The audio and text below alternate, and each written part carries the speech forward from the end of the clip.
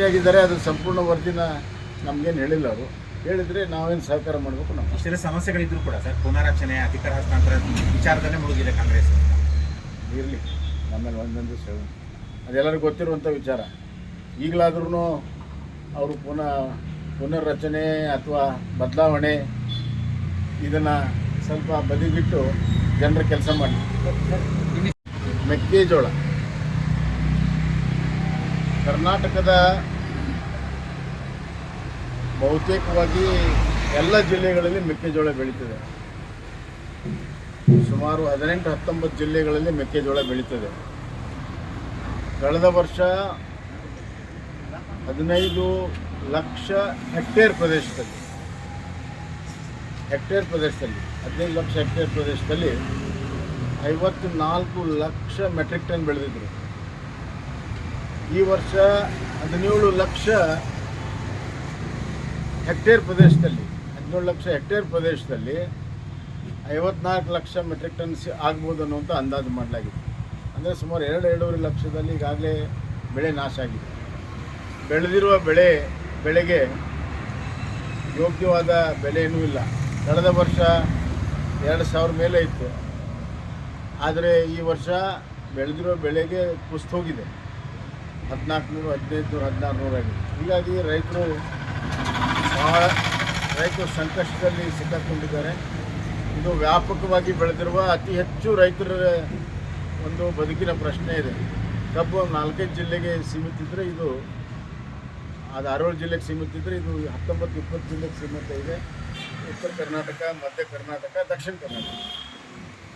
ಆದ್ದರಿಂದ ಈಗಾಗಲೇ MSPನ ಕೇಂದ್ರ ಸರ್ಕಾರ ಏನು ಮಾಡಿದೆ 2400, ಅದಕ್ಕಿಂತ ಹೆಚ್ಚಿಗೆ ರೈತರ ಬೇಡಿಕೆ ಇದೆ. ಇದನ್ನು ಖರೀದಿಯನ್ನು ಪ್ರಾರಂಭ ಮಾಡಬೇಕು. ರಾಜ್ಯ ಸರ್ಕಾರ ಅಧಿಕಾರಿಗಳು ಹೇಳೋದು ಕೇಂದ್ರಕ್ಕೆ ನಾವು ಕಳಿಸ್ತೇವೆ ವರದಿ ಅಂತ, ಅದೇನು ಅವಶ್ಯಕತೆ ಇಲ್ಲ. ರಾಜ್ಯ ಸರ್ಕಾರ ಖರೀದಿ ಮಾಡಿದರೆ ಕೇಂದ್ರ ಎಂದೂ ಬೇಡ ಅನ್ನೋದಿಲ್ಲ. ಹೀಗೆ ಹಲವಾರು ಉದಾಹರಣೆಗಳಿದ್ದಾವೆ. ನಾವೇ ಪ್ರಾರಂಭ ಮಾಡಿ ಆಮೇಲೆ ವರದಿಯನ್ನು ಕಳಿಸಿ, ಇದು ನಾನ್ ಪೆರಿಷಬಲ್ ಗುಡ್ಸ್, ಇದು ಮೆಕ್ಕೆಜೋಳ, ಇದನ್ನು ಇಟ್ಟು ಮಾರಬಹುದು ಮತ್ತು ರೇಟ್ ಬಂದಾಗ ಮಾರಿ ರಾಜ್ಯ ಸರ್ಕಾರ ತನ್ನ ಹಣವನ್ನು ತಿಳ್ಕೋಬೋದು. ವ್ಯತ್ಯಾಸ ಆದರೆ ಅದು ಕೇಂದ್ರ ಸರ್ಕಾರ ಅದು ಕೊಡ್ತದೆ. ಆದ್ದರಿಂದ ತಡ ಮಾಡದೇ ರೈತರು ಬೀದಿಗಿಳಿದು ಹೋರಾಟ ಮಾಡೋದಕ್ಕೆ ಅವಕಾಶ ಕೊಡದೆ ಈಗಾಗಲೇ ರೈತರು ಎಲ್ಲ ಕಡೆ ಒತ್ತಾಯ ಮಾಡ್ತಾ ಇದ್ದಾರೆ. ಕೂಡಲೇ ಮೆಕ್ಕೆಜೋಳ ಖರೀದಿಯನ್ನು ಮಾಡಬೇಕು, ರೈತರ ಪರವಾಗಿ ನಿಲ್ಲಬೇಕು. ಇದುವರೆಗೂ ನಡೆದು ಬಂದ ದಾರಿ ರಾಜ್ಯ ಸರ್ಕಾರದ್ದು ರೈತ ವಿರೋಧಿ ಧೋರಣೆ ಇದೆ, ಅದನ್ನು ಕೈ ಬಿಡಬೇಕು ಅಂತ ಹೇಳಿ ನಾನು ಆಗ್ರಹಿಸ್ತೇನೆ. ಇದು ಬಹಳ ವರ್ಷದ ಕರ್ನಾಟಕ ರಾಜ್ಯದ ಜನರ ಭೇಟಿಯಾಗಿದೆ. ಇದು ಮೊದಲು 1996ನಿಂದ ಪ್ರಾರಂಭ ಆಗಿದೆ. ಇದೇನು ಹೊಸದಾಗಿ ಯಾರು ಓಟ್ ಹಾಕಿಲ್ಲ. 1996 ಪವರ್ ಪ್ರಾಜೆಕ್ಟ್ನಿಂದ ಪ್ರಾರಂಭ ಆಗಿ ನಾನು ನೀರಾವರಿ ಸಚಿವ 2012 ಇದ್ದಾಗ ಭಾಳಷ್ಟು ಪ್ರದೇಶ ಮುಳುಗಿ ಹೋಗುತ್ತೆ ಅಂತ, ಅದು ಡೆನ್ಸ್ ಫಾರೆಸ್ಟ್ ಮುಳುಗಿ ಹೋಗುತ್ತೆ ಅಂತ ತಡೆಗಟ್ಟಲು ಬದಲಾವಣೆಯನ್ನು ಮಾಡಿ DPR ತಯಾರು ಮಾಡಿದ್ವಿ. ಇವರು ಪಾದಯಾತ್ರೆಯನ್ನು ಮಾಡದೇ ಇದ್ದರೆ ಇಷ್ಟೊತ್ತಿಗೆ ಒಂದು ಹಂತಕ್ಕೆ ಬಂದಿರೋದು. ಪಾದಯಾತ್ರೆ ಮಾಡಿದ್ದಕ್ಕಾಗಿ ತಮಿಳುನಾಡಿನವರು ಮಿಸ್ಲಿನಿಯಸ್ ಕೇಸ್ ಹಾಕಿದ್ರು. ಮಿಸ್ಲಿನಿಯಸ್ ಕೇಸಲ್ಲಿ ಅದು ನಿಲ್ಲೋದಿಲ್ಲ ಅಂತ ನಮ್ಗೆ ಗೊತ್ತಿದೆ.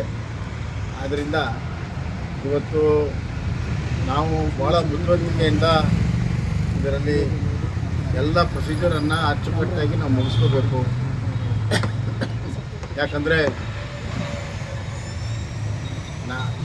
ಈಗ ನಡೆಯುವಂಥ ಪ್ರೊಸೀಜರಲ್ಲಿ ಹೆಚ್ಚು ಕಮ್ಮಿ ಆದರೆ ಮತ್ತೆ ಅವ್ರಿಗೆ ಕೋರ್ಟ್ಗೆ ಹೋಗೋ ಅವಕಾಶ ಇದೆ, ಅವ್ರು ಹೋಗ್ತಾರೆ. ಆ ಹಿನ್ನೆಲೆಯಲ್ಲಿ ನಾನು ಕೇಂದ್ರ ಸರ್ಕಾರಕ್ಕೆ ಮನವಿ ಮಾಡ್ತೀನಿ. ಇದನ್ನು CWCಯಲ್ಲಿ ಅಪ್ರೂವ್ ಮಾಡಬೇಕಾದ್ರೆ ನಾವು CWMAದಲ್ಲಿ ಅದನ್ನು ಅಪ್ರೂವ್ ಮಾಡಬೇಕಾಗುತ್ತೆ. ಅದು ಎಲ್ಲಿಗೆ ನಿಂತು ಹೋಗಿತ್ತು ಅಲ್ಲಿಂದ ಪ್ರಕ್ರಿಯೆಯನ್ನು ಪ್ರಾರಂಭ ಮಾಡಬೇಕನ್ನುವಂಥ ಮನವಿಯನ್ನು ಮಾಡ್ತೀನಿ. ರಾಜ್ಯ ಸರ್ಕಾರ ಕೇಂದ್ರದ ಜೊತೆಗೆ ವಿಶ್ವಾಸದಲ್ಲಿ, ಸೌಹಾರ್ದತೆಯಲ್ಲಿ ಇದೊಂದು ಮಹತ್ವದ ಯೋಜನೆಗೆ ಅನುಮತಿಯನ್ನು ಪಡ್ಕೊಂಡ್ರೆ ಮುಂದೆ ಲೀಗಲ್ ಬ್ಯಾಟ್ಲಲ್ಲೂ ಕೂಡ ನಮಗೆ ಅನುಕೂಲ ಆಗುತ್ತೆ. ಇದರಲ್ಲಿ ರಾಜಕೀಯ ಬೆರೆಸೋದಾಗಲಿ ಅಥವಾ ರಾಜಕೀಯ ಪ್ರತಿಷ್ಠೆ ಮಾಡಿದರೆ ಖಂಡಿತ ರಾಜ್ಯದ ಹಿತಾಸಕ್ತಿಗೆ ಧಕ್ಕೆ ಆಗ್ತದೆ.